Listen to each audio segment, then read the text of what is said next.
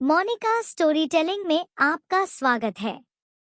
आखिरी परीक्षा में उसे एक ताबीज मिलता है जो गांव के श्राप को तोड़ सकता है, लेकिन इसे सक्रिय करने के लिए उसे अपनी सबसे प्रिय चीज का बलिदान देना होगा।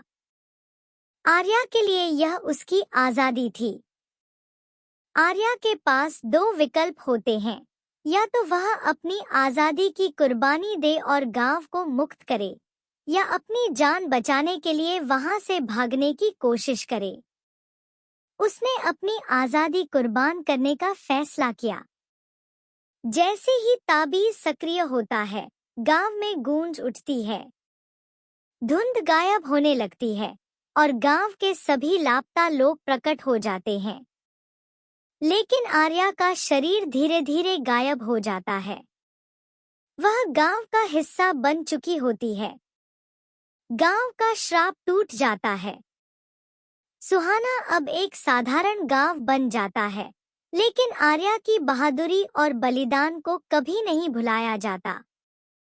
अंतिम संदेश। आर्या ने अपनी आजादी देकर दूसरों की जान बचाई।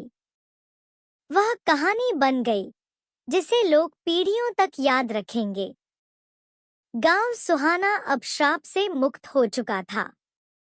धुंध हट चुकी थी और लापता लोग धीरे धीरे अपनी चेतना में लौट रहे थे। लेकिन गांव में कुछ ऐसा बदल चुका था जिसे कोई समझ नहीं पा रहा था। आर्या ने अपने बलिदान से गांव को बचा लिया, लेकिन वह खुद कहीं खो चुकी थी। आर्या की नई दुनिया। आर्या को लगा कि उसने अपना आखिरी बलिदान दे दिया है, लेकिन जैसे ही उसने अपनी आंखें खोली, वह एक नई जगह पर थी। यह जगह न तो सुहाना थी, न ही कोई जानी पहचानी जगह। यह एक अनोखी दुनिया थी, जहां समय और स्थान का कोई मतलब नहीं था। चारों ओर एक अजीब सी रोशनी थी। आसमान में सूरज और चांद एक साथ चमक रहे थे। हवा में एक हल्की सी सुगंध थी और हर चीज अलौकिक लग रही थी। यह जगह शांत थी, लेकिन आर्या को इसमें कुछ विचित्र महसूस हो रहा था।